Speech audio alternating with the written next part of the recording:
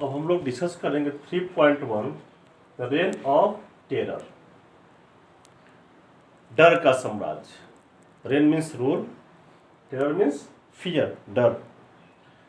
The time between 1793 to 1794, इस period को France में रेन ऑफ टेरर के नाम से जानते हैं।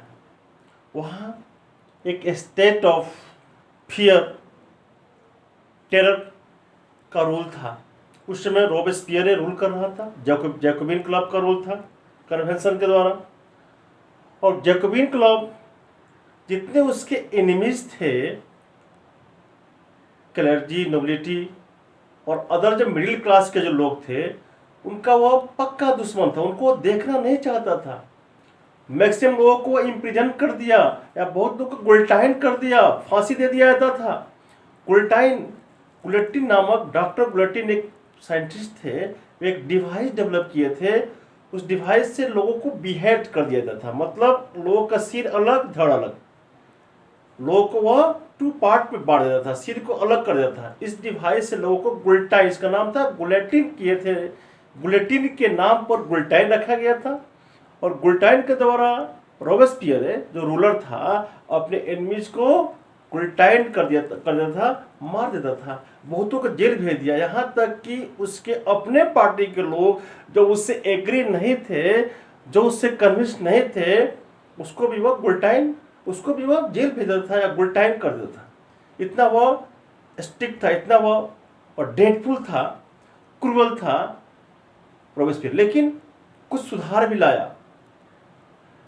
जैकोबिन क्लब पुअर का गवर्नमेंट था। नेशनल असेंबली में जो पुअर लोग थे, जिनको वोट देने का राइट नहीं था, वे लोग इसका सपोर्टर थे। इसलिए उसका जो सिस्टम था पुअर लोग के फेवर में था। Every person respective of their economic background, गरीब लोगों को भी जो 21 ईयर के हो गए थे, उनको वोट देने का राइट मिल गया। सेकेंड, राशनिंग किया गया उन लोगों को, मिड तक को राशन के द्वारा, राशन शॉप जो गवर्नमेंट का जो शॉप था, राशन शॉप के द्वारा उनको राशनिंग मिलता था।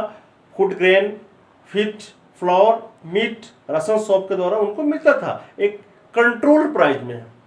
विलेज के लोगों को कहा गया कि आप सप्लाई कीजिए फूड ग्रेन को लो कॉस्ट में, ताकि शहर में रहने वाले पुअर लोगों को भी फीड किया जाए, खिलाया जाए।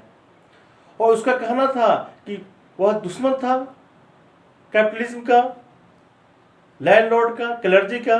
बोला कोई मोन्सियर, मतलब कोई सर नहीं रहेगा, कोई मैडम नहीं रहेगा, सबको सिटिजन कहा जाएगा।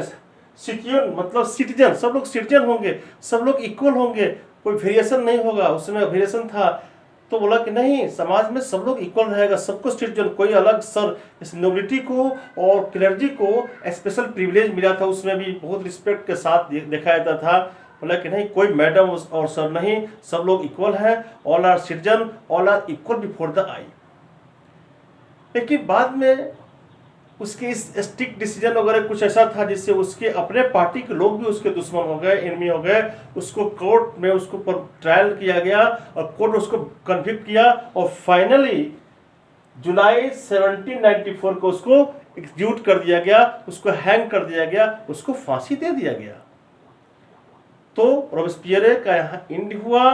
रॉबेस्पियर को फांसी देकर, और फिर न्यू गवर्नमेंट आया, और वह था directory rule.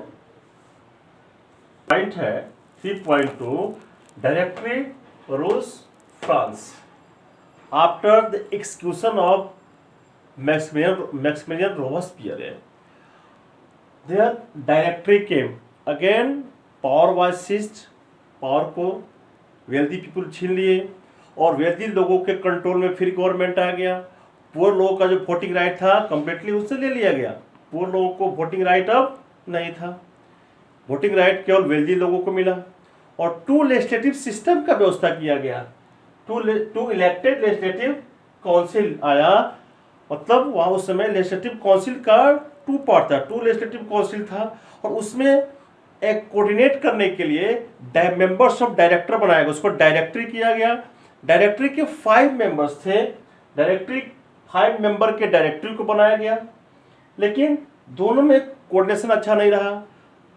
Often the director clashed with legislatives and there was political instability. Napoleon इनके पॉलिटिकल इंस्टेबिलिटी को नेपोलियन जो लेजिस्लेटिव और डायरेक्टरी के बीच जो आपस में झगड़ा था, मतभेद था, उसका फायदा उठाया नेपोलियन, और नेपोलियन वहाँ मिलिट्री डिक्टेटर का स्थापना कर दिया, डायरेक्टरी को एबोलिश कर दिया, डायरेक्टरी को फ्रांस से हटा दिया और वहाँ मिलिट्री डिक्टेटरशिप का स्थापना नेपोलियन कर दिया। इस तरह अंत में वहाँ पर मिलिट्री डिक्टेटरशिप का स्थापना फ्रांस में हुआ। मतलब हम लोग पढ़े कि फ्रांस में रोबेस्पियर के डेथ के बाद पावर को फिर मिडिल क्लास जो रिच लोग थे गवर्नमेंट पर कंट्रोल कर लिए, पुअर लोगों का वोटिंग सिस्टम हटा दिया गया, वोटिंग फिर पुअर लोगों को वोट देने का अधिकार नहीं था। टू लेजिस्लेटिव सिस्टम, मतलब कहा गया कि दो वहाँ पर लेजिस्लेटिव होगा, दो असेंबली होगा और इलेक्टेड होगा, और उसमें उसको कोऑर्डिनेट करने के लिए दोनों लेजिस्लेटिव में एक मतभेद नहीं हो उसके लिए एक बनाया गया डायरेक्टर्स को। डायरेक्टर्स जो 5 मेंबर्स होते थे, लेकिन डायरेक्टर्स और लेजिस्लेटिव में कंटिन्यूसली झगड़ा होता था, दे क्लैश विद ईच अदर, और इससे पॉलिटिकल इंस्टेबिलिटी थी, इकोनॉमिकल डेवलपमेंट वगैरह नहीं हो पा रहा था। इसका फायदा उठाया नेपोलियन बोनापार्ट जो मिलिट्री का हेड था, और वहां पर मिलिट्री डिक्टेटरशिप का मतलब क्या होता है कि मिलिट्री अपना रूल स्थापित करके और अपने मन से गवर्नमेंट को चलाने लगता है। डेमोक्रेसी को कंप्लीटली हटा दिया गया, मिलिट्री अपने हिसाब से रूल करना शुरू कर दिया। Under the leadership of Napoleon military dictatorship was set up in France. That's all. Thank you.